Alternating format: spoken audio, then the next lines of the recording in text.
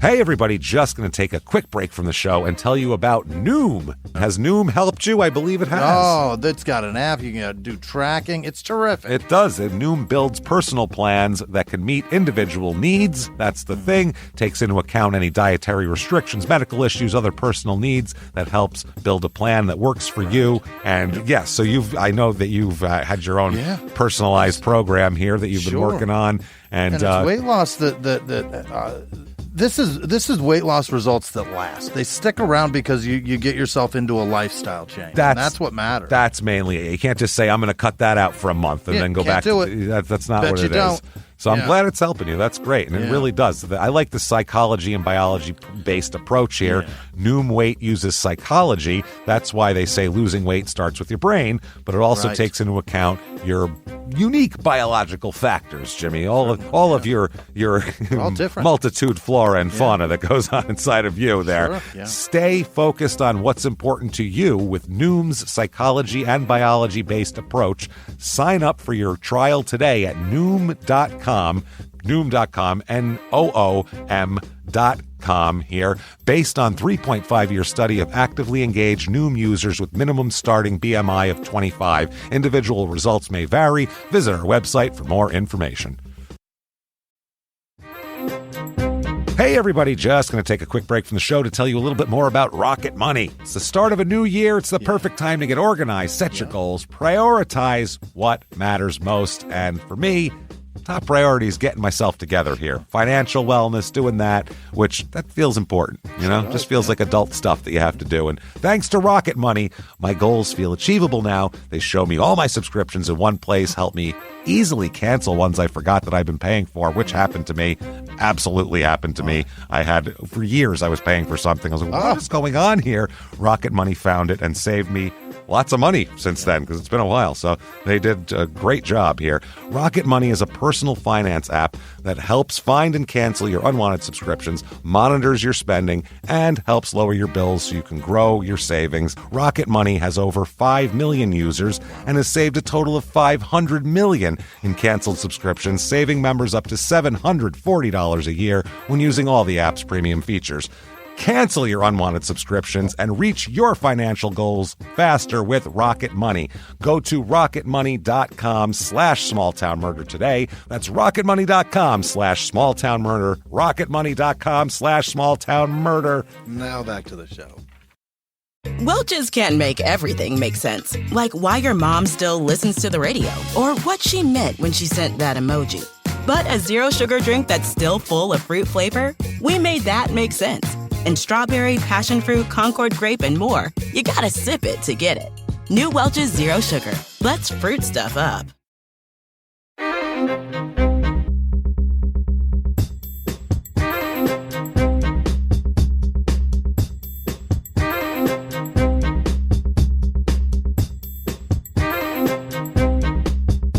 Hello, and welcome back to Small Town Murder Express. Yay and choo-choo! Oh, yay indeed, Jimmy. Yay indeed. My name is James Pietragallo. I'm here with my co-host.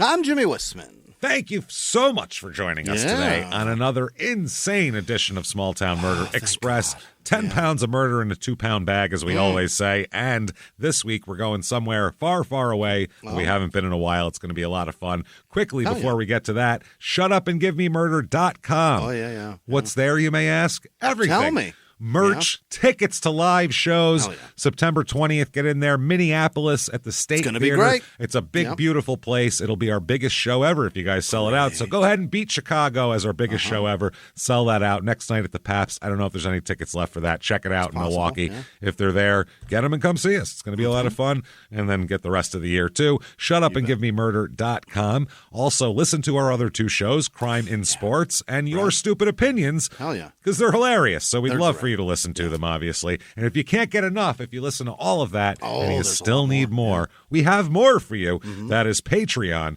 Patreon.com/CrimeInSports is where you get all of that stuff, all the bonus material. Boy, is it deep. All you have to be is $5 a month or above. A mere cup of coffee will get you hundreds of back episodes, and then new episodes every other week that are brand new that you've never heard. New bonus material this week, which you're going to hear. You get one crime and sports, one small town murder. You get it all for crime and sports. We're going to talk about this. Will be fun. We love watching footage and going, holy shit, this is going to be the two most penalized hockey games in NHL history.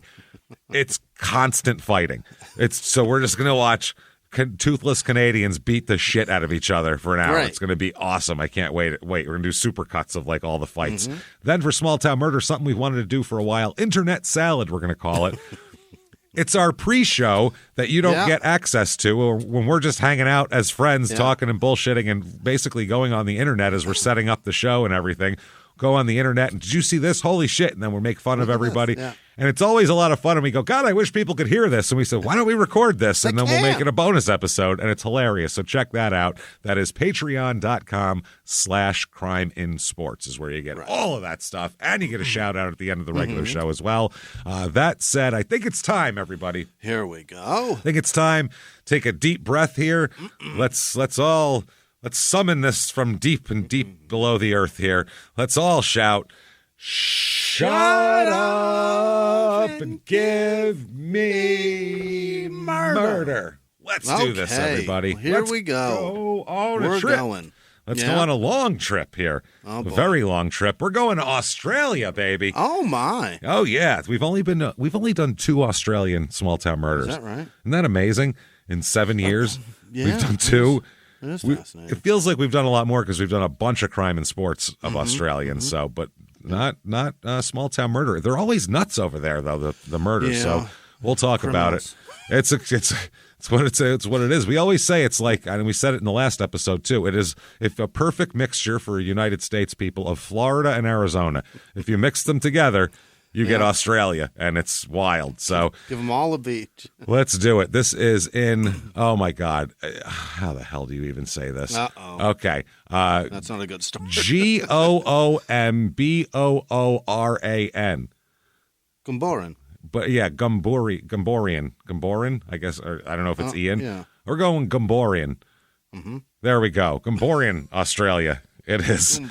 Goomboorian. I see Goomba in there, and it's making me, it's distracting me. Yeah. And then I see Goomba, so I think of either an Italian guy or I think of like Super Mario Brothers, either one. So that's not good. It's in far eastern Australia, like the central part of the coast, up north of Sydney and all of that. That's down in the southeast.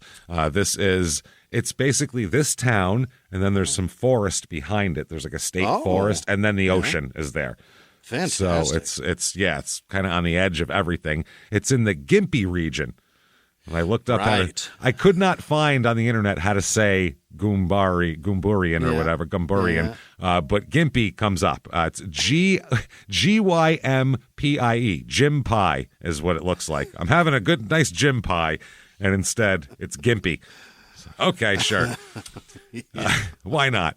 It's 2 hours to Brisbane from here. That's the nearest big city. And then to our last Australian episode, it's 13 hours away by car. That was in Nowra, New South Wales. So that's not even on the other side of Australia. That's just down south there. That was episode 392, so more than 100-something episodes ago. The Face of Evil. And it was actually a crazy-ass episode, as they always are. Does that make this in Queensland, or what is this? This is in, Queensland. Yeah, this is Queensland here. Population as of 2021 is 566 people here in this town. There's nobody here. It's really rural. It's out there. It's like a penal colony. Yes, that's what it looks like. It looks like it looks like a work camp almost. Like there's a big forest and then the ocean. You'll never get out of here. Even if you get through the forest, the sharks will eat you in the ocean. That's what it looks like. The forest is booby-trapped. It's all booby-trapped. Median household income here is $60,768. Koala skins or whatever they make. It's Australian dollars. Wallaby tails. Yeah, we said last time wallaby pelts, I think we said. So, or wombat pelts or something. So that's about $40,000 US is the median household income, which is much lower than the US, regular income here. The Gympie region area was originally settled for grazing purposes because it's in the middle of fucking nowhere. The discovery of gold in the area, though, in 1867 led to a gold rush and a development of the Mary River Valley for, all of this stuff for agriculture and for that. 1902, the Goomboorian provincial school opened. So that's when they started. That's their first school in this actual little town. That was 1902, and it closed in 1967. They were like, well, we've done enough. 65 years, huh? We've done enough damage here. We're not doing well. No one could even pronounce our town. We blew it. Forget it. So things to do in this town. There's like no reviews of this town whatsoever. Wow. I don't know if the internet is here, to be honest with you. It seems or maybe like those 500 people are just like, don't tell anybody. This place is amazing. Yeah. We got a forest and a beach right next to each other. Shut up. It's far. Yeah, I don't know, man. I feel like more people might have come here if it was that great. Yeah. I think it's just rural. I mean, it's maybe. Brisbane is the nearest place, and that's hours away. So it's. Right. I think it's just out there. Things to do, though. They have the Goomboori, Goomeri, Goomboori Pumpkin Festival and Great Australian Pumpkin Roll. Here we go. We're rolling pumpkins, baby. Yeah. Get ready for the festival's most anticipated event, the Great Australian Pumpkin Roll. And it has a trademark next to it. Shit. Don't you fucking dare try to co-opt that shit. Don't sell any of our merch. I don't want to hear it. Not a goddamn bit. Sue you. Join hundreds of pumpkin rollers as you send your pumpkins racing, splattering, and hurling down Policeman's Hill. Okay. Sounds like you're chasing cops with pumpkins on a roll. So I guess the plan would be to have the best round pumpkin, right? You don't want an oblong, fucked up one. The more oblong it is, the bigger jumps it's going to take, the harder it'll hit the ground. And then it'll splash. More chance of splatter, I would imagine. Register now to compete for the highly coveted position of Pumpkin Roll Champion. Yeah. Yes. You get a belt and everything with a pumpkin on it. And have your name listed on the Goomboori Pumpkin Festival Honor Roll. Well, that's... you get... Basically, they give you the same honors as if you eat the big burger at that weird burger place in your town where they put your picture on the wall if you eat it. Yeah, or you don't miss a day of school. Yeah. It's 4 patties and ham and shit, and you're like, what the hell's going on here? So you get first place $500. This is the adult division, by the way. There's a junior division, 12 and under, and then there's 13 and up as adult. So if you're 13, you're in deep waters, man. And all you get is a Tim Tam. That's it. You get a trophy and a perpetual plaque. Second place, $100. Yeah. That's it. And for the junior division, first place is only $250. You're only beating kids. Not bad, though. Now, here we go, though. There's a lucky spot. $1,000 will be rewarded to any whole pumpkin which lands on the lucky spot at the end of the roll. So now it's like skee ball. You're going for that 100 at the top. Bocce ball. Yeah.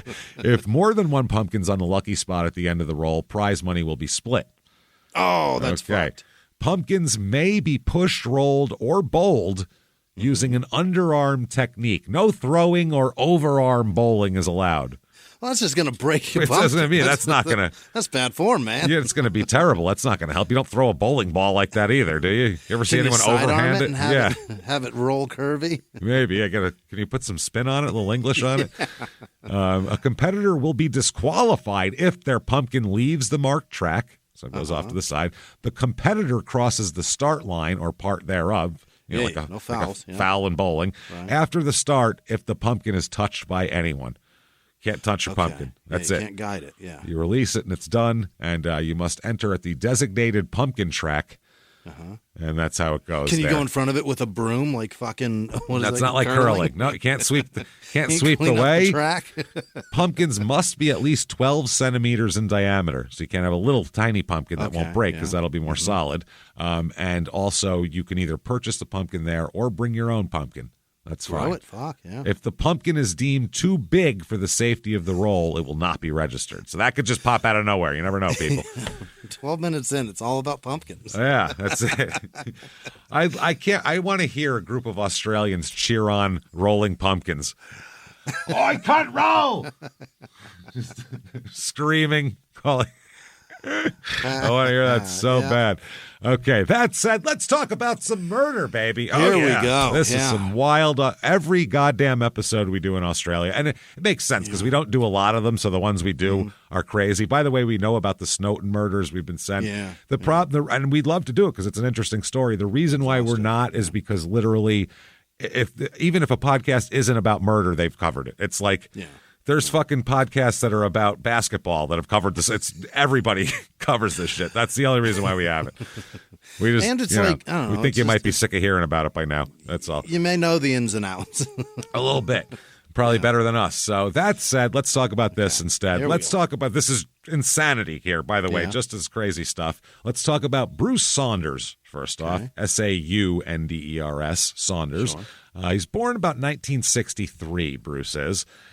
He's a butcher, and I don't mean just a bad guy who just indiscriminately chops up people. He actually, he'd take apart a bull, a cow, or whatever, and make dinner out of it. So sure. He does that. Everybody says very generous man, and his actions speak to this. Very generous, give you the shirt off his back type of guy. Very caring man. Very, everybody likes him because he's a very nice man, and he's very wears his emotions on his sleeve type of guy. Really always wants a marriage that he likes, and he wants a partner, and that's all what he's all about. And he has just bad luck with this, as we talk about here. He does get married to a woman that he's very happy with.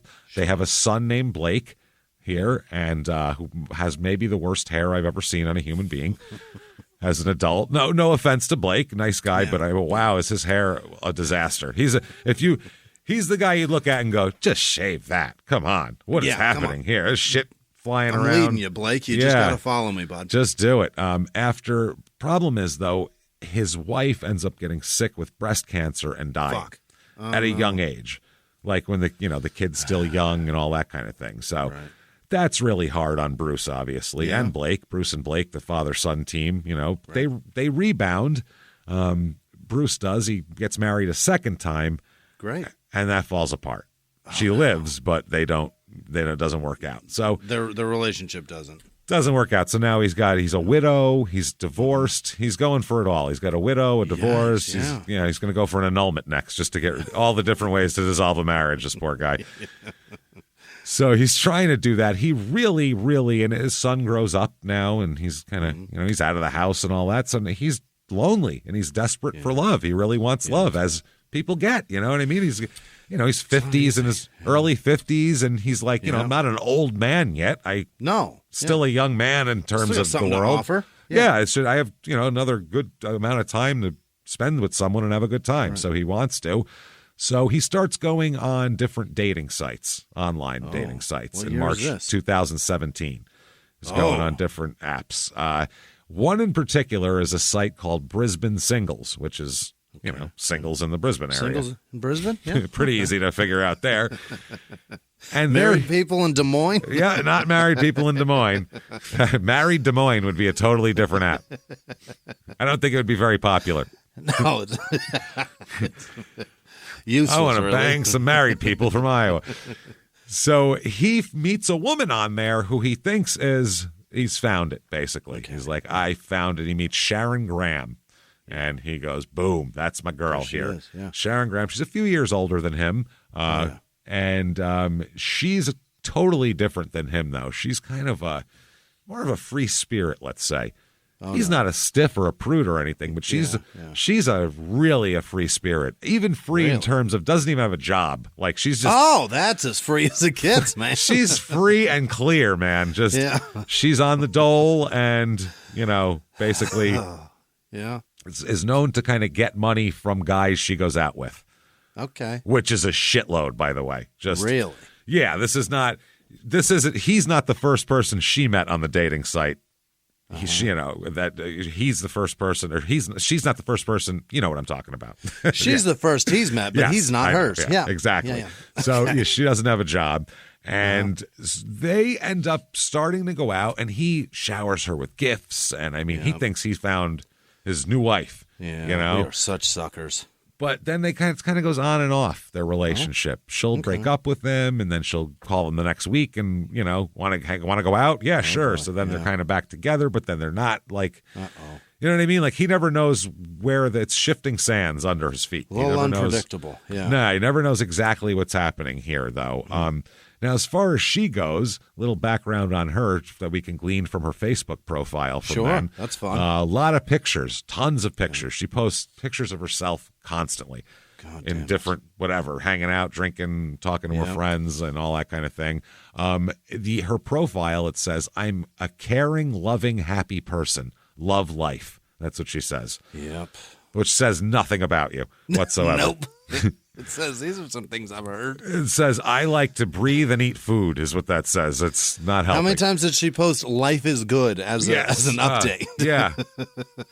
Life is great. With her sitting there with water behind her, drink in her hand. Yeah. And then also the introductions and the profiles, then she has under that, it says, "Those who hesitate have lost."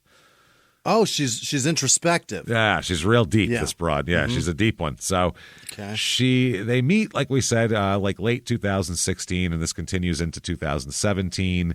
Okay. And I guess he ends up moving 2 different times during this period because he's renting places and then he buys a house. So he's like trying to find a place to buy. So she followed him to She follows him to Toowoomba. Toowoomba. Toowomba. Toowoomba, yeah. But I'm sure it's Toowoomba or something. Yeah. Because it's always, usually the OO is a sound there when these names. Oh, boy, Toowoomba. Toowoomba, or Toowoomba. Okay. Then to Bly or Blee, BLI. Okay. Your guess is as good as mine, non-Australians. I'm sorry, because I don't fucking know. Neither does Jimmie. We're clueless. Yeah. Blee. That's on the Sunshine Coast, which is near. Yeah. That's south of here, of where we're talking about, of Gympie. So, and finally, Nambour, which is another area in Gympie, and where Goomba, whatever the hell it is where Goomboramia is, we're going to call it. They settled into a home. He buys a home. So she follows him to each place, even though they're on and off and all this type of shit. She follows him. Lives with him? Yes, just like moves with him, but then like breaks up with him and kind of half lives with him and half doesn't, and then comes back. And so she moves into the home he bought with him. So there we go. She's a little weird, by the way, Sharon. Flighty. Yeah. A little touch. While this is going on, she has a daughter named Rebecca. And she's got a kid? Yeah, she's got kids. What do you think? She's not. No one's going to slip one past the goalie here. Come on. No. Little accident. Yeah. No, we never say. It's insane. People never go, "I'm a little fucked up. Maybe I shouldn't have kids." It never happens. Never breed. They always go, "I'll have a kid. That'll fix it." That's the difference. That's what crazy people say. Or that'll fix me. This is going to set my path right. This will steady these sales. No. This will force me to get my life on track. That's what it is. So Sharon asks the daughter's boyfriend, takes him aside, and this is when she's with Bruce and things are going well and the relationship is on at that point. The boyfriend said, quote, "Sharon asked me if I could get Rebecca," that's the daughter, "pregnant. So we would have a child together and give it to Sharon and Bruce, and they'll have a baby now." Which is like, what? Will you knock my daughter up and then just give me the baby, please? Can you give me a grandchild I raise as my own? Yeah, I'd like a grandbaby daughter, please. That's what I'd like right now. So, and then he said that if we did that for her, she could offer us a house. So she offered to. She has no money, by the way. She doesn't have a house herself. But she offers to buy them a house if they'll give her a baby. So she's looking for a house for a baby trade, which is a weird trade. Yeah. That's a weird. That doesn't sound legal, right? I don't think the marketplace is accepting those trades. No. How do you put that on the paperwork? One Caucasian baby. Is that the going rate of a baby? Yeah. A house? A house? That's an expensive baby. So they're, like we said, very on and off this relationship. At one point, he's at work, Bruce. He's cutting meat at the butcher shop, okay? This is about September-ish 2017 in the supermarket where he works. Right. And I guess he burst into tears talking to coworkers about how and this is like a 50-something-year-old butcher, an Aussie butcher. Yeah. You know what I mean? Yeah. Like, it's a tough guy. He cleans up viscera all day. He's seen really horrible things. Deadly animals approaching him. He doesn't break conversation. He just throws a fucking boomerang at it, hits it in the head, kills it, and then catches it while he's still looking at you and puts it back in his holster. And looks for the tenderloin on that animal. I was gonna say. Then he goes and cuts it out, and he's like, "Oh, you want a piece? This is the best cut. I've got a leg for you." And we got some garlic. Yeah, he's giving you a spice rub to put on it. This is best for the Roo thigh that you're going to be eating tonight.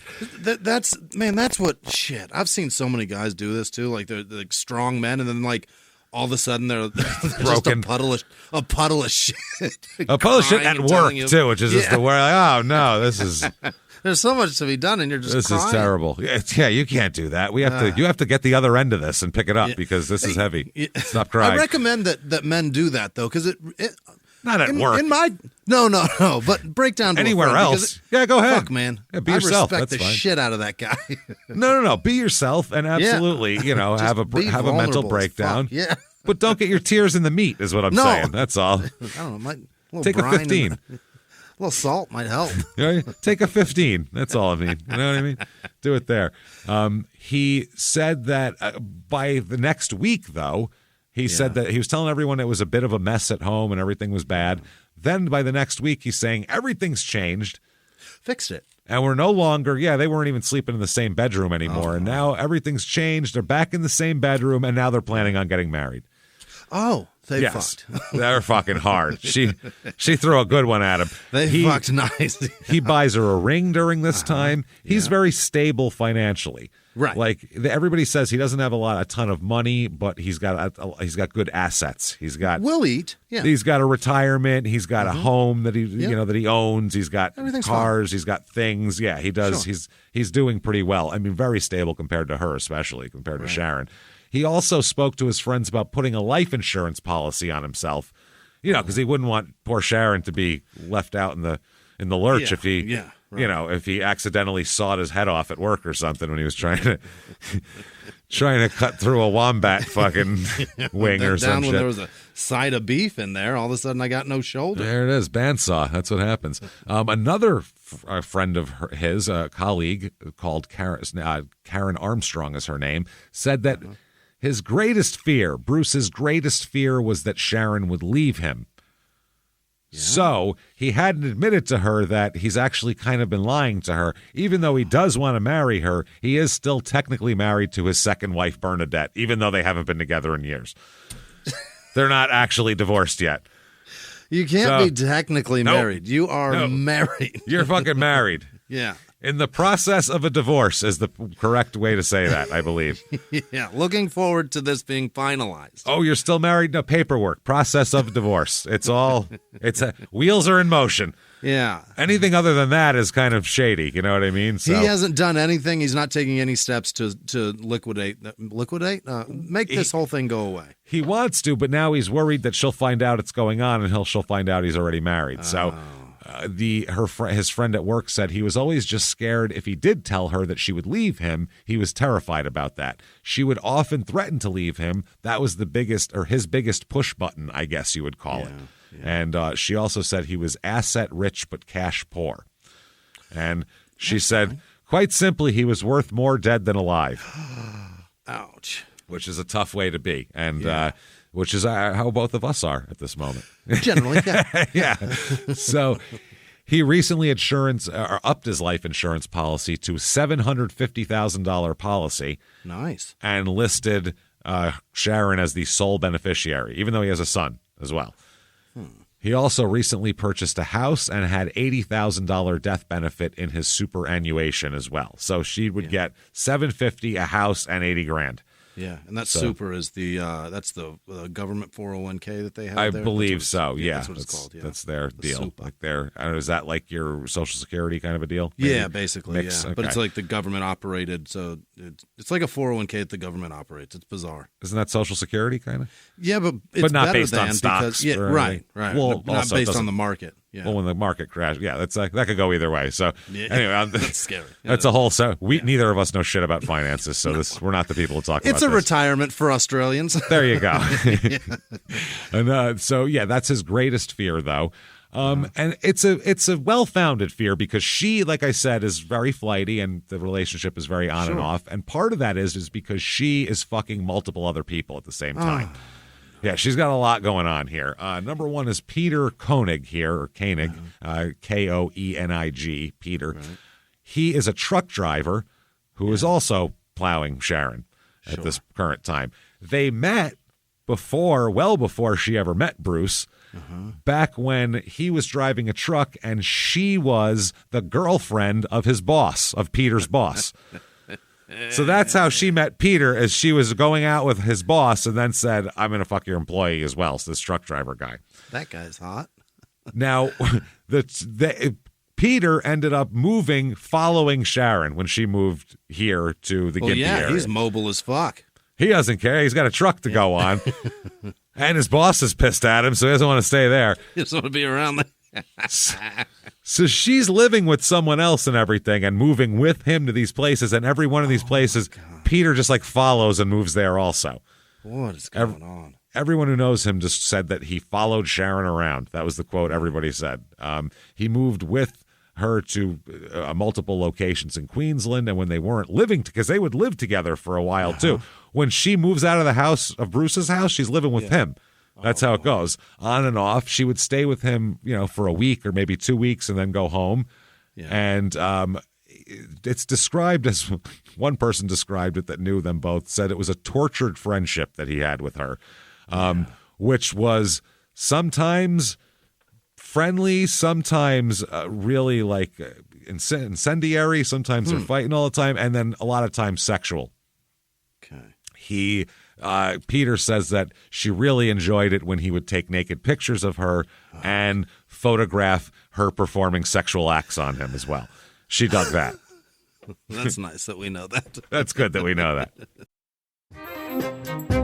Hey, everybody, just going to take a quick break from the show to tell you about the safest sponsor ever, Simply Safe. Absolutely. These people will keep you safe. It's amazing. You know that every 26 seconds a burglary takes place in the United States, according to the FBI. That means that by the time this podcast is over, dozens and dozens of homes will have been targeted, ransacked. God knows what happens here. So protect your home before it's too late with Simply Safe proactive security system. Simply Safe helps stop threats before they even have a chance to break in.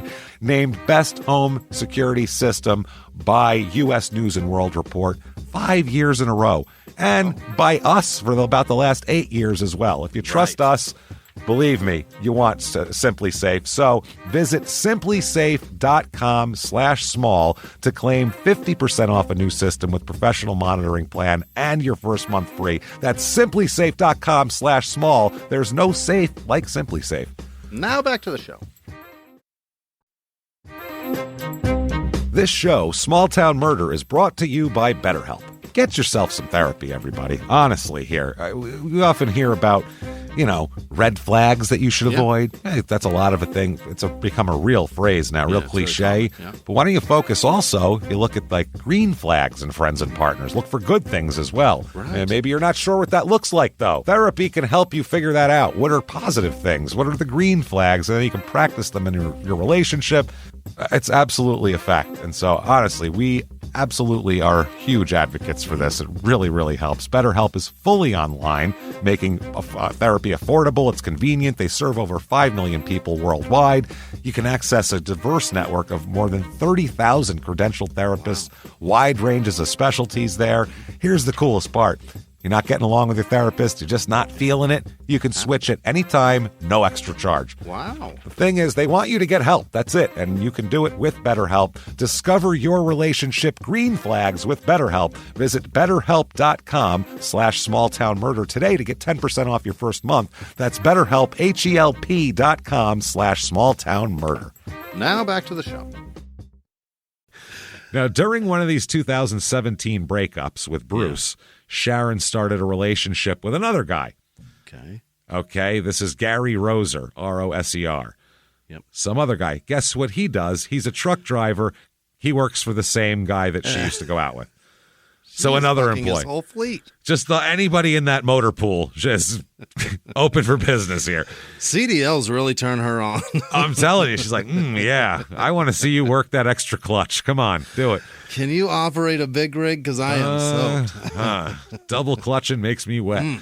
So I guess when she returned after one of the breakups, that's when she was staying in a separate bedroom.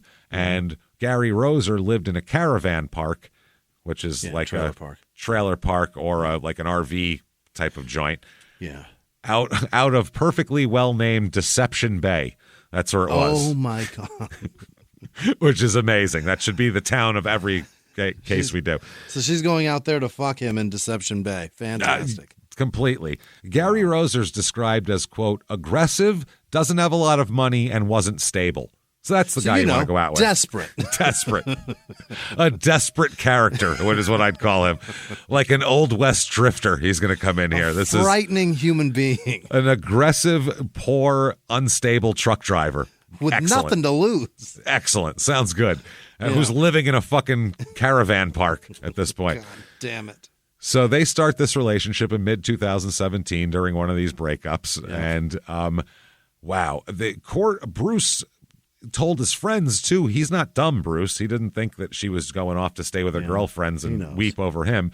One of his friends said that he knew there was another man on the scene. He knew it.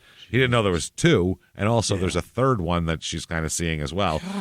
Doesn't really know that, but she knows there's somebody. Roser here, Gary Roser, was introduced to Bruce by Sharon, but introduced him as Roger, okay, because Bruce has heard through the grapevine that Sharon was possibly cheating on him with a guy named Greg.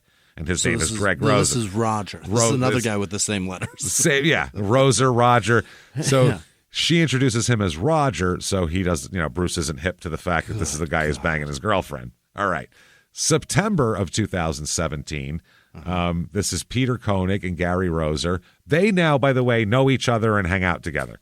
She has grouped her boyfriends up into like a stable. She's got Greg and Peter hanging out together, doing shit for her together. And they're like her lackeys at the same time together. I sure hope one of us gets to fuck her tonight. Like, what kind of goofballs are these two? Jesus Christ. Their names are Greg and Peter, really? Greg and Peter, yes. Two of the Brady Bunch. That's two fantastic. Of the Brady Bunch, yeah. And there will be a Bobby on the scene, but we have Bruce. So one night, this is about late September, Peter and Gary Roser were asked to meet Sharon. Is it Gary or Greg? Or Greg, I'm sorry, Greg. Yeah, why did I say Gary? I have no idea. I don't know. Peter and Greg Roser were asked, I almost said it again because in my head, to meet Sharon, at a hotel room in Gympie. Okay. Meet me in Gympie. It's going to be hot. Two of you in my hotel room. That's right. Two of you in some other places I got to. Let's go. Yeah. But instead, apparently at this point, she talked to them. She wanted to meet them there. I don't know if it was for sex, but at some point she told them, I really want Bruce to be dead. Any way we could accomplish that. I want to kill him. He's got life insurance, and I get all of it and a house. So you guys should help me do this, and that way you can just stay at my house and bang me and take pictures of it, and I'll have money to spend, and it'll be a great time. It's really going to be wonderful. That's their plan. And the plan has several incarnations, as we'll be able to find out later on when we get all the details. But it starts out where they were going to shoot him, and then they were like, no, that's too loud. Never mind. But they got a gun, and then never mind. And then, there were several attempts. Then on November 12th, 2017, finally things kind of come together for them. That morning, Bruce, Greg, and Peter all arrive at this property in Goomboorian. And this is not his property. This is the property of a friend of Sharon's. Okay. This one lady, Sharon Byton, she owns it. Another Sharon. Sharon. And it's just property, or is it a house? It's land with a house there, but they have a lot of land there. All of the properties here, by the way, have shitloads of land. It's sprawl because it's all it used to be farms and ranches and shit. So it's a different deal, and agriculture. So apparently this lady, Sharon Byton, her husband had just died. Right. And so Sharon, the other Sharon, had organized for the 3 guys she's having sex with to help her with yard work. So not only do they hang out together and do everything, they also do yard work. She can get them to do yard work together. Come on out and pull some weeds with me. Imagine doing yard work with 2 guys who are plowing your girlfriend. What a All weird this together. Wow. What a weird thing. So that's how this goes. And they wanted to clear some trees on the property and clear some vegetation so it would have better curb appeal to increase its value because they're selling the property. Okay. So they had gone the last 2 weekends they'd been here doing this. They spent 2. This man is butchering all week and then spending his weekends clearing brush with the dudes who are banging his girlfriend. Managing the bush with guys that manage his girlfriend's bush. Everybody manages the one bush very well. Yeah. So they had gotten a truck, chainsaws, tools. They rented all this shit. Yeah. And an industrial-sized wood chipper because they're putting fucking trees in the goddamn thing. Uh-huh. And Bruce pays for all this shit, by the way. What a Even guy. though this is for her friend who's trying to increase her land value. He doesn't say, like, well, you got to rent us equipment if you want us to do that. He pays for it. Okay. Free labor and tools. All right. Wow. So sometime after 7 p.m., they work all day, and it gets to be about 7 p.m. It gets to start to get dark, and so they have all day of working their asses off. They turn off the wood chipper because that's, what they're done with it, and start to walk up the driveway toward the house. And Sharon Byton, the friend who owns the home, she's asleep inside at 7 o'clock at night, which is weird. Anyway. Luxuries. Hopefully it's a nap, yeah. What Otherwise, luxury. she's going to bed super early. So Peter, I guess, is leading the group.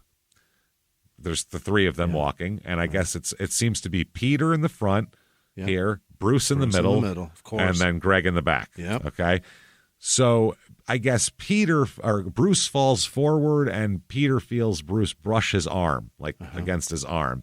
And Peter later said, I looked around and he was laying on the ground. Yeah. Oh, boy. Roser, meaning Greg, was standing over him with the steel bar. Oh, boy, with a pry bar? Oh, my God. The bar had been used earlier in the day to push debris further into the wood chipper. Yep. It's a big fucking long steel bar. He said he was holding the bar over his shoulder, and he clubbed him on the head again and again. He kept beating him on the head with the steel bar. God. He said, I said, what the fuck have you done? He said, I've killed him. He's dead. Okay, so now they beat him to death with a steel bar. Yep. So then Peter said, quote, I found a stick. And then they drag Bruce back down to where they were working and turn on the wood chipper. Oh, my word. Yep, and they place him on the machine's feeder tray. Oh, Jesus. And Peter said, I found a stick. I placed Bruce on the chipper, and I used the stick to push his arm to the rollers to take him in. When his arm went in, the machine just started taking him in there. I hit the stop button on the side of the machine. He didn't hit the stop button until all that was left was legs sticking out. Oh, Jesus. They chipped his whole torso. Everything. And left him, from the waist down, is sticking out of the fuck. His legs are sticking out of the wood chipper. Like a cartoon. Like a fucking cartoon. Like a Halloween joke. You'd put that in your yard. Like a decoration on your lawn. Yeah. Exactly. Like a ridiculous thing like that. So that's insane. But Spraying it's real. Bruce. But it's a human fucking being. It's, my God. horrifying. So right after that, Greg called Sharon. Yeah. Not Sharon who owns the home, Sharon Graham, the guy, Graham. And he told her, quote, Bruce had gone through the chipper. That's what he said. And then walked up the driveway to find Sharon Byton, the owner of the house. She's asleep but woken up when Peter and Greg come in to her front, into her front of the house there. Yeah. And this is a far distance from the wood chipper, by the way. It's down there. Yeah. And Peter said to her, quote, there's been an accident. This is actually clever, but so dumb. But when you hear some of the details, I didn't think it all through here. And then Greg said to Sharon Byton, I tried to save him. I tried to pull him out. Oh, boy. And so, she said, so she called 000, which is 911 there. So weird. And she saed that they had, which is much easier to remember, 000 than fucking 911. Why didn't we come up with that? 111, 222. Why are we switching numbers? What the fuck are we doing as a country? Why are we going to a different corner of the we could have picked pad? We could have picked any three numbers we wanted to and said, those are the ones. And 000 makes all the sense in the world. It's like calling the hotel front desk. You just dialed the zero. It's to zero. Yeah, I need an operator. I need help. I need whatever. That's zero is how you get to, to speak to the fucking representative. 911. God damn it. So she said, I said to the operator, this is Sharon Byton, my friend's gone through the chipper or something like that. Which is the most casual Australian phrase you could say. Something like that. My friend's gone through the chipper or something like that. Like that sounds, you can totally hear it in that clipped Australian accent. Like I can 100% hear it. Yeah. He said that then Greg started telling Sharon Byton, the homeowner here, that Bruce was, quote, being dangerous while he worked all the time. He kept going way too close to the chipper. Yeah. And he called him an absolute idiot. He said he's being an absolute idiot out there. Fuck. He said he was standing on the chipper, leaning back into it. Yeah. That's what he told me, Sharon said. Why would you do that? That's what I mean. He's the guy that like dangles off the balcony and he's like, look at me, woo, like wearing a dangly sleeve, dangling that over wearing a necklace. Long ponytail, just fucking putting his head back in it. It will never touch my hair. So that's at 8 p.m. Emergency services receive a call just before 8 p.m. Reports of a terrible accident. A man fell into a wood chipper on Tanana Road. That is a terrible accident. Yeah, it took emergency crews 30 minutes to get there. Don't fall in a wood chipper. That's what I mean. Well, it's rural when I would assume that's not a slow ride. Holy shit, a guy fell in a wood chipper. This is a problem. They're going to probably rush there.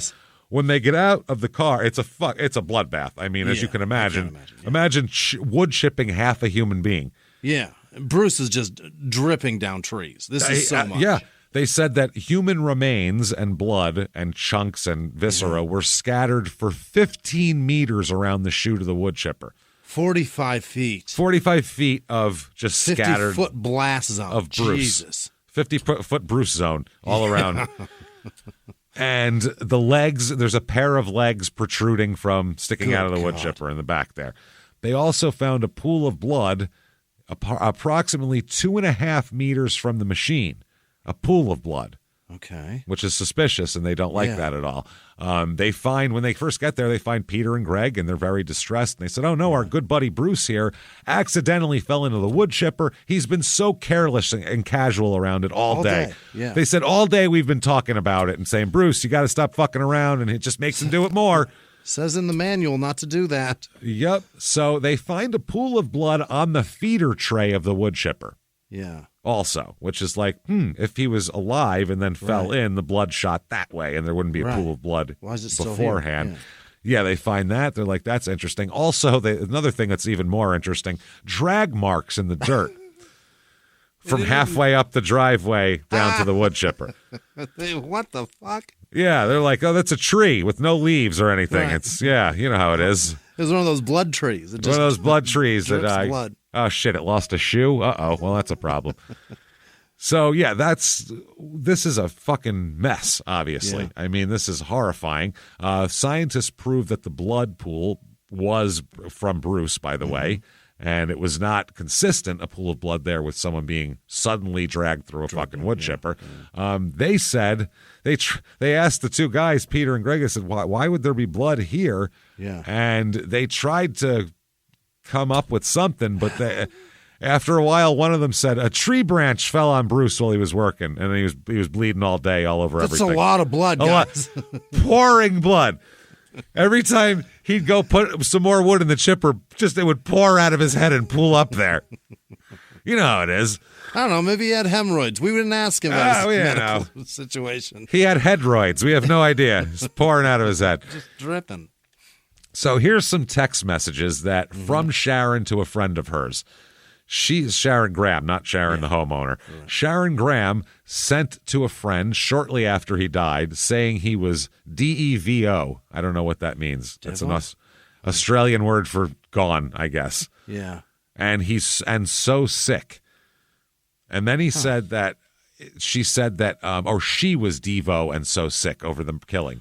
over devastated. him being dead. Devastated, Yeah. which is not spelled like that. That's maybe why we didn't know. Then she said he was texting me when his phone must have dropped into the wood mulcher, and he must have went to grab it, and he went from that.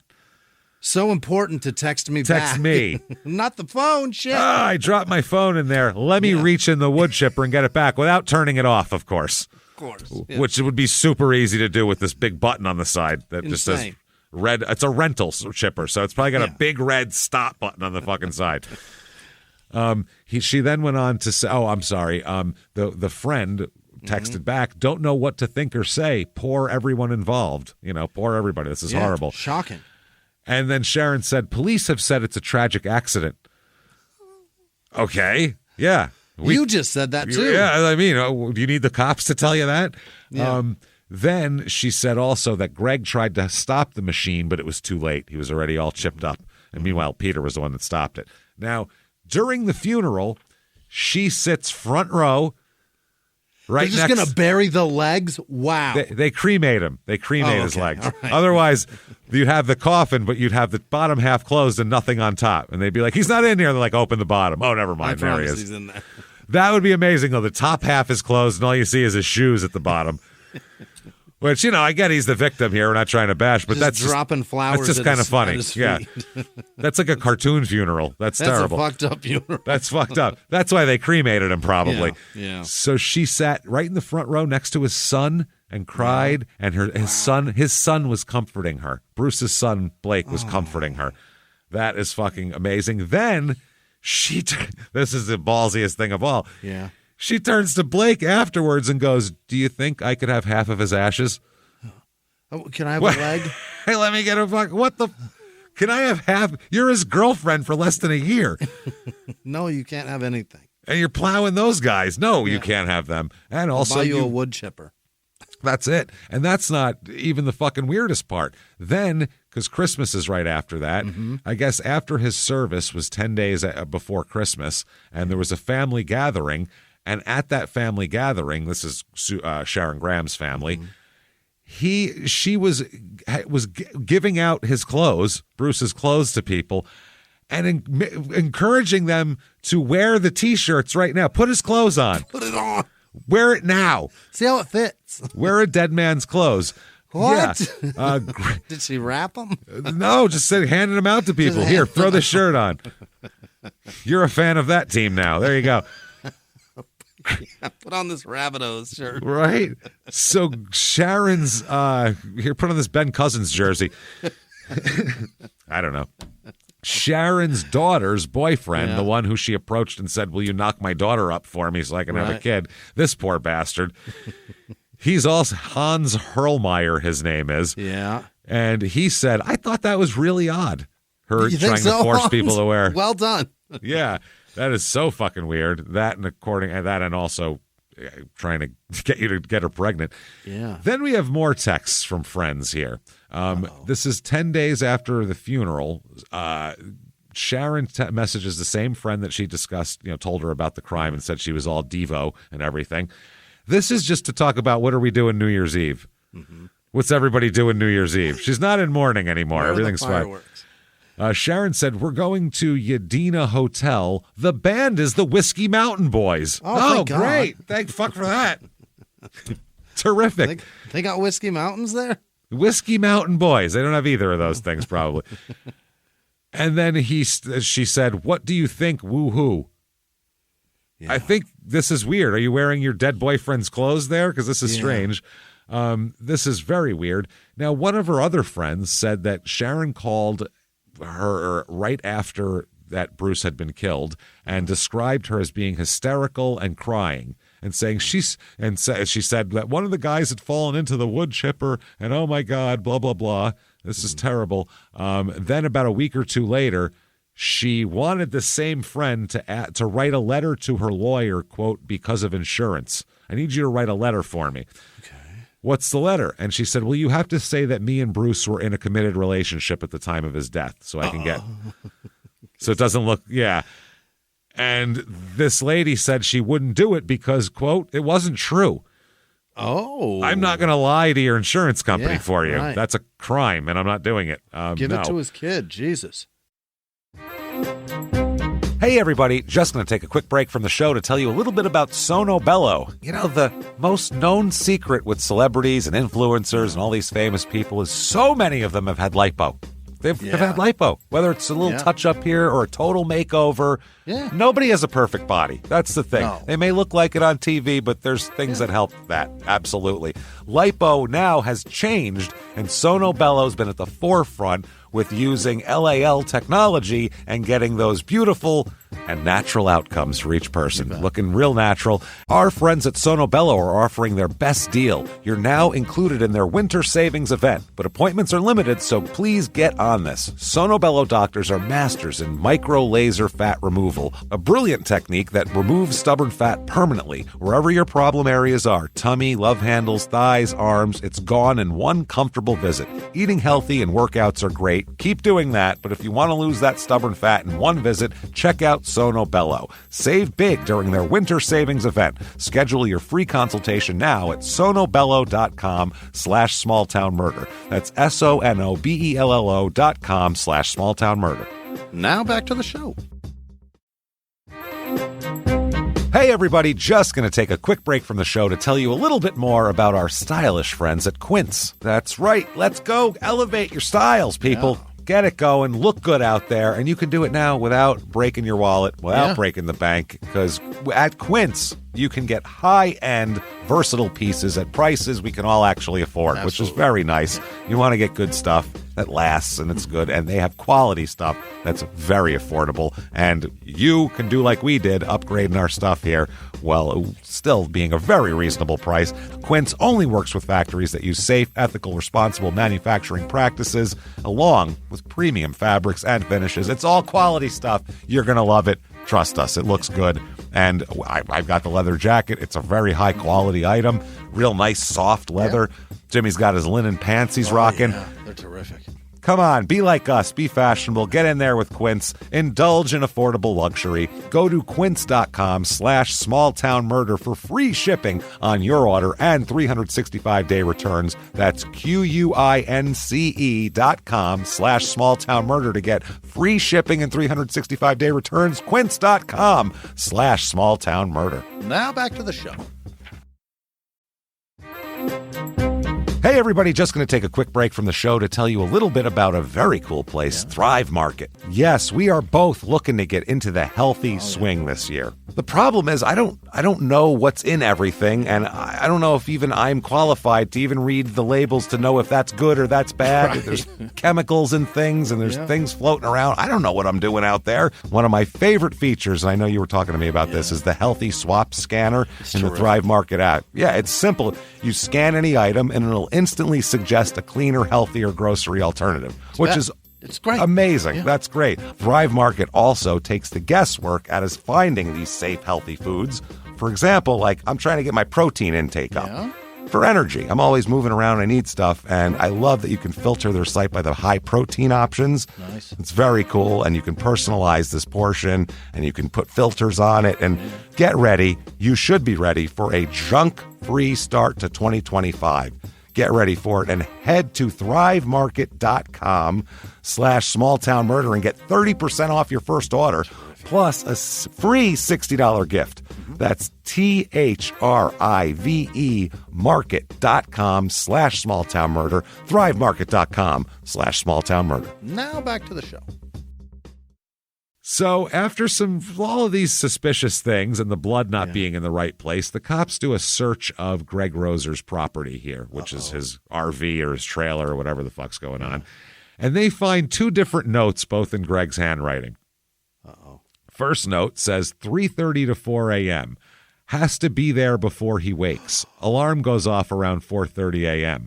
Bedroom is directly through the roller door, straight down the hallway, bottom of the hallway. Night light in the kitchen. Dates to be done, July 14th through the 23rd in Adelaide.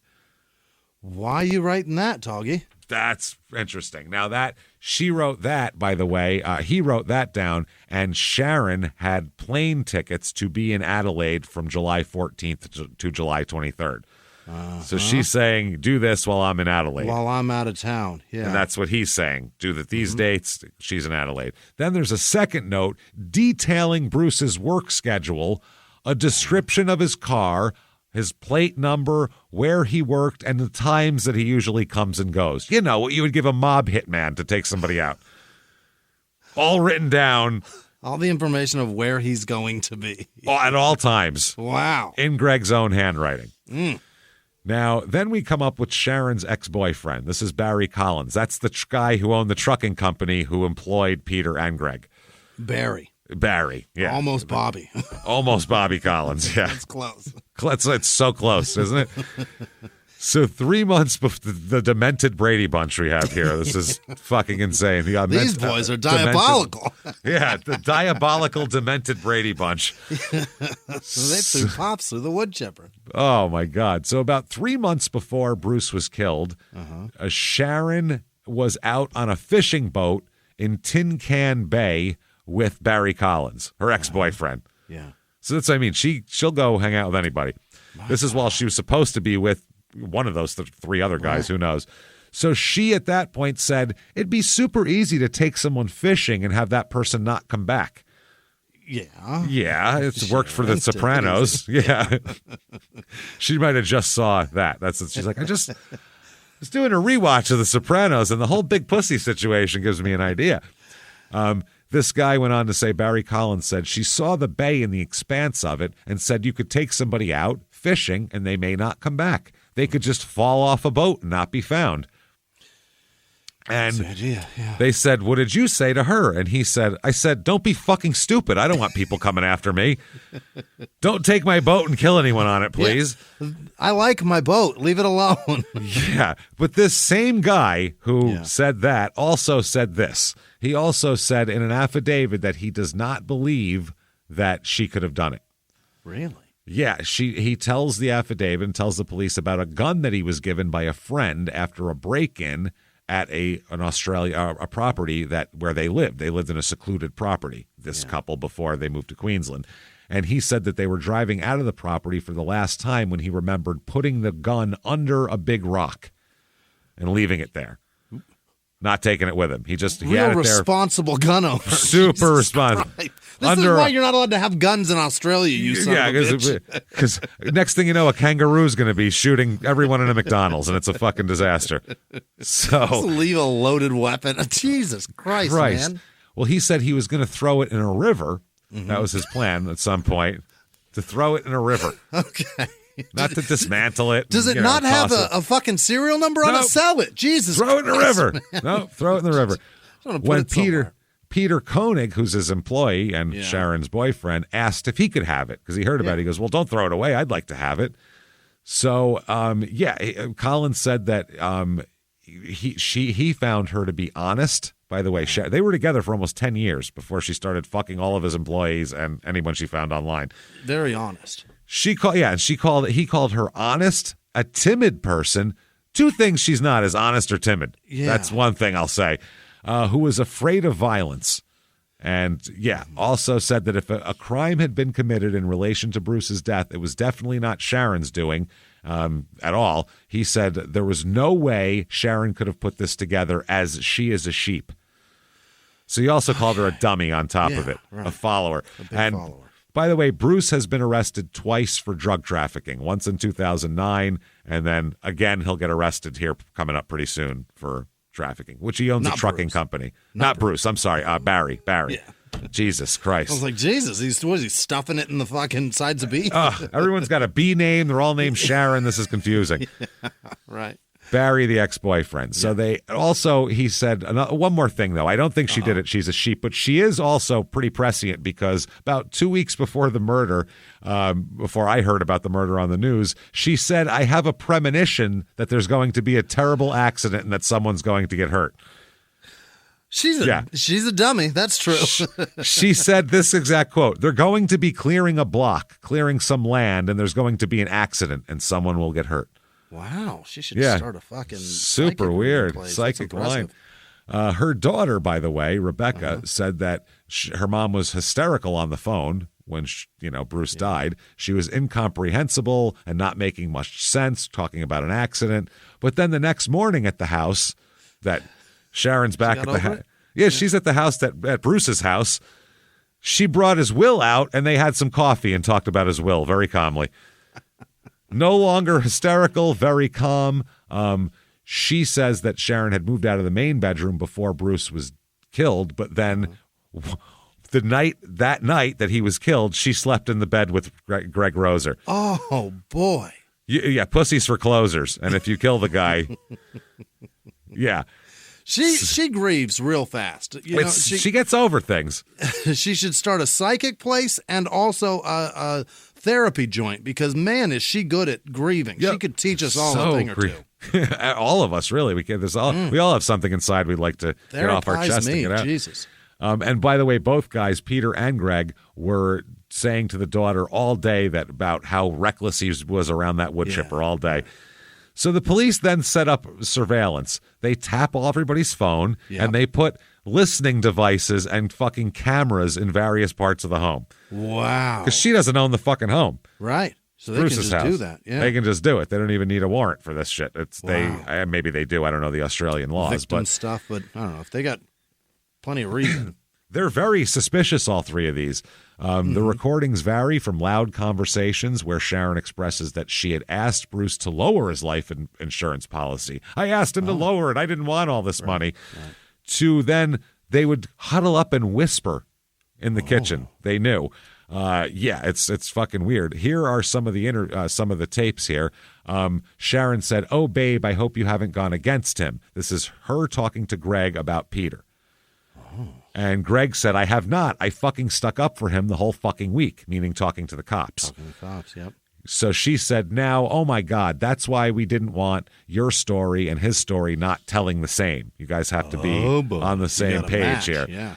So Greg told told police that Bruce's death was an accident. He tried to save him, and he's been reckless all day. And Greg told Sharon, "I told him that story. I didn't panic." Yeah. I didn't panic. He then said, "I felt like I was being incriminated. It's guilty until proven innocent. That's how I felt. I haven't done anything wrong." Okay. This is, by the way, when they were on the phone, they go, "Do you think the phones are tapped?" And one of them said, "Do I look like a mind reader to you? How the fuck do I know?" Literally, that's what they said. She's one. We know she is. She's very prescient. So he then said, this is amazing, "How dare they insinuate that I killed the guy? That's terrible. It made me feel really bad." Oh, I'm sorry. He said, the longer I was kept there, I knew the truth prevailed. I was getting stronger because I told the truth. But it's terrible how they treat you. And then Sharon told him that obviously it's terrible that you have got to go through all this, and you wouldn't wish it on anybody, she said to him. What a shame. And he said, that's what the police do, and it's really wrong. The law is wrong. It's not fair that they do that because it's an accident. It's bad enough that we have lost a mate. What a victim. Oh, I lost my friend here. Yeah. So then Sharon tells him that the police don't have any evidence. She says, you were left holding the bag because you were working with the person, but that does not mean to say anything happened other than that it was an accident. I don't know you well, but in the time I've known you, you are not a bloke to harm people or shit on people. They don't have any evidence. They're just assuming. Okay. Then, out of nowhere, she says, "I think we are going back off on the text messages, as in loving and warm shit. Just back it off a bit." In other words, it looks bad when don't whole tell thing. him that you love me because that looks horrible. And then he tells her, "I love you for who you are. You have a beautiful heart. I just want you in my life. That's it." Then there's another recording where Sharon says to Greg, "I'm not accusing you. I'm reading out loud what's been said to me by Peter." And then she said, "That means they've told Peter you've said blah, blah, blah, blah, blah, and Peter's gone, and that ain't fucking true. So something's going to happen." And they're saying that the cops are trying to turn you and Peter against each other. Yeah. Chill the fuck out. Then she says to him, Sharon to Greg, "You have actually incriminated yourself to be put on charges, which is totally not right. So what's happening now, you need to tell a lawyer I fucked up with my statements because the day of it happening, I have a total block. Something has blocked my head. I wonder why. It's a wonder I was even able to give a statement." Just to dummy up is what she told him. Yeah, forget.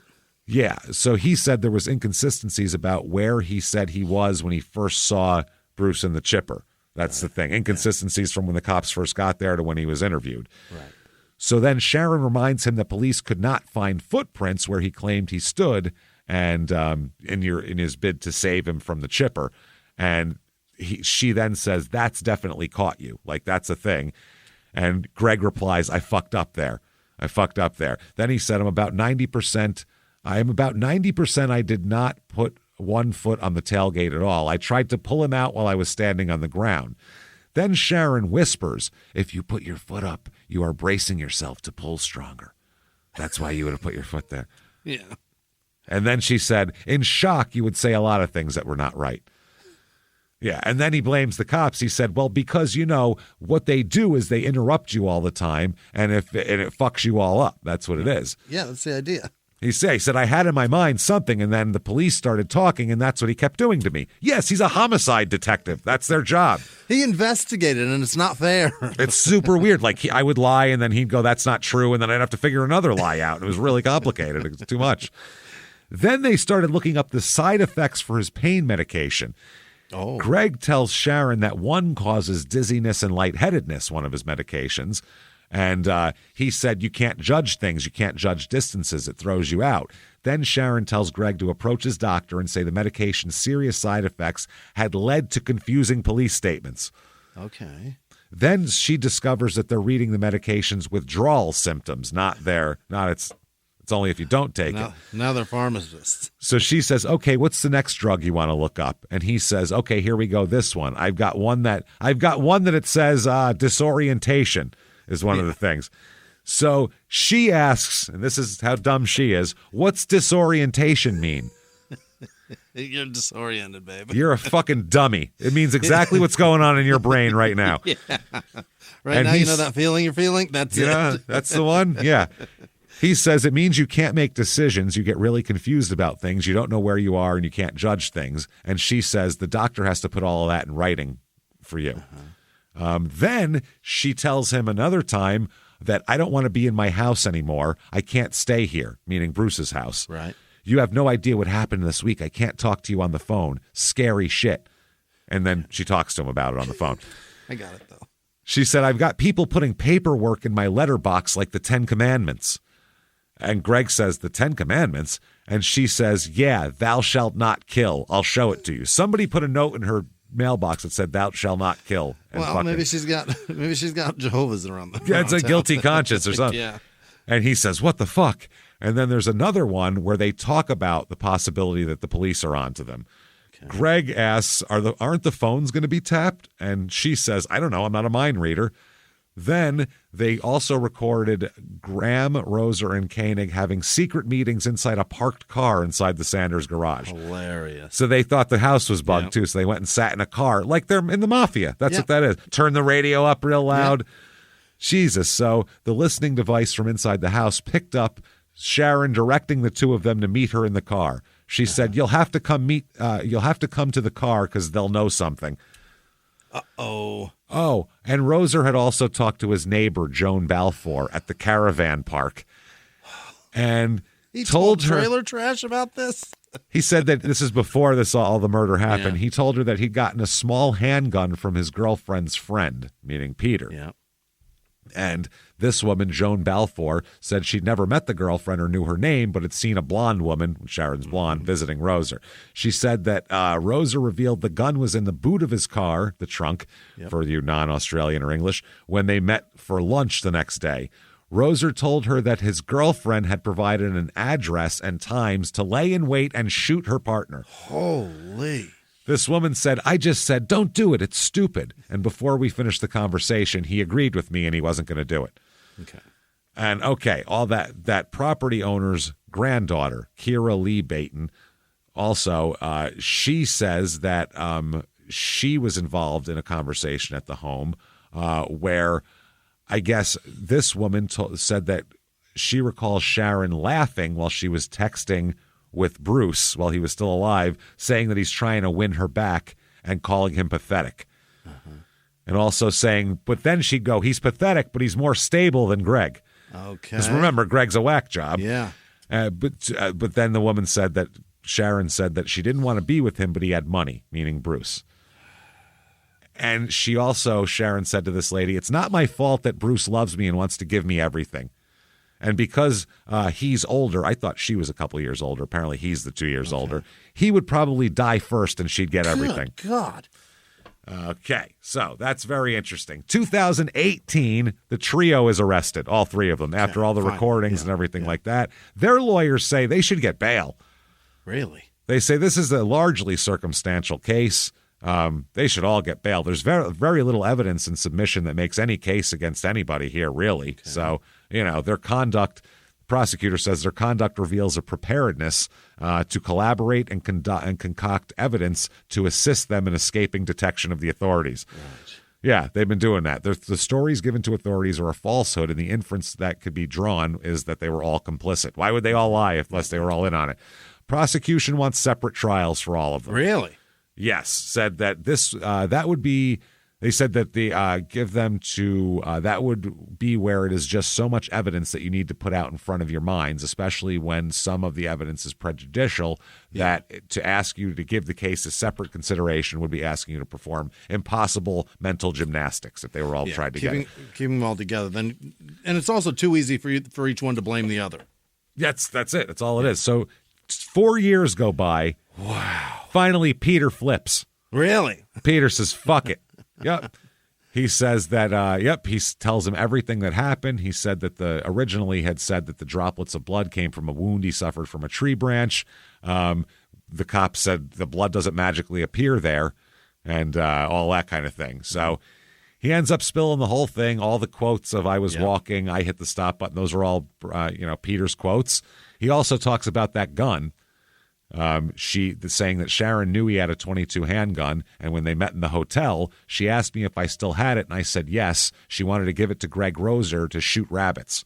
I gave them the gun and the ammo in the carrier bag. The gun was loaded with 6 bullets. They gave it back after maybe a fortnight, and one of them said the gun was too noisy and there was 2 shots missing. It's a loud gun. Also, she wanted to kill somebody else, too. Mm-hmm. Yeah, there was another person that she wanted to kill, possibly, that they were talking about. Yes, a possible boyfriend that was also in the mix. He said that Peter said, I just agreed with it to keep her happy. Wow. Yep, that was another boyfriend from before, and Peter said, I said I would do it, but then I never did. He said, I didn't ever do it. He's still alive today. That's good news. So Greg's trial comes up, and he seems the most fucked out of everybody because Peter's testifying he did this. He said, I've killed him, all of those quotes and all of that shit. Greg testifies on his own behalf, and he basically says, they ask him, did they say why Bruce Sanders needed to be killed? And Greg said, he was annoying Sharon, plus he had heaps of money. I told them I wasn't going to be in on it. They said, what did she want you to do? They wanted me to shoot Bruce. What did you say? I'm not going to do it, is what I said. Uh-huh. So they found all of that. They talk about the notes, and they said, look, the notes tie you to Sharon and tie you to Bruce. You're fucked. You're fucked, my friend. She said that Greg said that Sharon would ask him to murder Bruce. He'd say no. She'd stop talking to him. Then a week later, she'd be all nice again, fuck him, and then say, so you want to kill Bruce? And then we'd start the cycle over. Yep. It's crazy. So the verdict comes in guilty. Yeah. And sentencing you, sir, may fuck off. Life in prison for Greg. Yeah, that's not good. Sharon's trial. Okay. So the prosecutor says that Sharon had to make a choice between 2 men and 2 lifestyles, between Bruce Saunders, a decent man who owned a home, had a job, and would do anything for her, compared to Greg Roser, a man who struggled to make ends meet, who lived in a caravan park, and whose relationship with her was tumultuous. She chose the bad boy, the aggressive one, the one who challenged her. Bruce wasn't good enough for her, but one thing about Bruce was good enough for her, his money. You bet. And the defense is, those guys are liars. That's not true. That's it. Guys are super big liars. Yeah. And but also her friend, the property owner, she testifies against her. Her granddaughter testifies against her. Everybody does. They show horrible pictures of fucking scattered human remains with legs sticking out. They put the notes in there. And in the notes, they say it was all in his handwriting. But how would he know any of that unless Sharon told him? He doesn't know fucking Bruce. So It shows that they had worked together, and her ex testifies against her. Verdict comes in here. Yep. Here we go. She is found guilty as well. Yeah. Yep. And sentencing, Blake, the son, said, "You, Sharon Graham, are an evil person." Yeah. You sat next to me and let me rub your leg, you bitch. Yeah. Well, that's what he says. He says, "My dad was a forgiving man. I'm also forgiving, but I'll never forgive you." He said, "At the funeral, I offered my arm to you in an act of support. Little did I know you planned, orchestrated, and covered up my father's murder." Wow. Then you requested my dad's ashes be split in half so you could keep half of them. You are a despicable human being. I lost my mom to breast cancer. You took the last most important part of my life from me. If there's one thing that brings me comfort, it's that my dad's now with my mom. Attaboy, Blake. Wow. Yeah, it's a good one. The judge says, quote, here we go. This is a good you, sir, here. You, ma'am. No words. There are no words for the likes of you. Yeah. That's a bad way to start from a judge. So scummy. Even if there were, I do not wish to detract in any way from the statements which have eloquently described the real horror of what you did and the profound impact it has had and will continue to have. You decided to murder Bruce Sanders and devise a plan with Roser to enter into your home where you were living in the wee hours of the morning and shoot him in his bedroom. That plan was to be carried out when you were interstate. Meaning in Adelaide. Right, yep. You thought better of that plan, and you and Roser, no doubt dominated by you, cooked up another plan to shoot him in the car park behind his place of work. When that opportunity arose to carry out the murder in a different way, at a remote place, you pursued that with gusto, and you pressured Roser, and to some extent Koenig, to do so. By my observation, you have displayed all the hallmarks of a deep-seated psychopath. And if at any point the authorities seriously consider your release, I ask that they keep that observation and rely upon it. You, ma'am, may fuck off. Life in prison for you. Yeah. That's it. As she's being let out of court, someone from the gallery yelled, "You filthy animal," which is great. Fucking Home Aloned her right there. Awesome. Keep the change. You can keep the change. So there you go. Her property owner friend there, by the way, said, quote, "She is a pure evil woman." It's as simple as that. To take someone's life like that and plan it and execute it. Peter, by the way, ends up getting, you, sir, may not fuck off. Suspended sentence. You're fine. Go home. What? Nothing. He got nothing. He got let out on bail as soon as he said that he would testify, and they gave him ugats. No prison time. Thanks for testifying. Enjoy that crazy pussy you got for a little bit. Wow. Enjoy your life. Wow. There you go. There's Gumamara Babuna or whatever the fuck it's called. Enjoy, everybody. That's fucking hilarious. Wow. It's insane. He absolutely participated. Oh, fuck yeah. Help stuff him in there. Holy shit. So there you go. I hope you like that. We did. You it's might a crazy be drinking fucking beer story. next to Peter, goddammit. Be careful. Anytime. If you go to Australia, watch out. If you see a truck whizzing by, make sure to get back from the road. See you at the Broncos game there, Peter. That's it. See you at the game, buddy. Wow. So there you go. If you like that show, please get on whatever app you're on and give us 5 stars and say something nice. It really helps out a lot. Shutupandgivememurder.com's the site. Tickets for live shows there. September 20th, Minneapolis State Theater. Get your tickets there. Shutupandgivememurder.com. Patreon.com/crime and sports. All the bonus stuff you could possibly want for $5 a month. Well, it's tons of it there. This week, we have for crime and sports 2 most penalized games of hockey in history. We're going to watch a bunch of fights and go, holy shit, that guy's already toothless. Why is he doing this? Then for small town murder, internet salad. You can hear us just talk about current events and kind of talk off the cuff like we do when you're not around. So that'll be a lot of fun. Patreon.com/crime and sports. Social media, we are at Small Town Murder on Instagram, at Murder Small on Twitter, at Small Town Pod on Facebook. Follow us, keep hanging out with us, and keep coming back. And until next week, everybody, it's been our pleasure. Bye.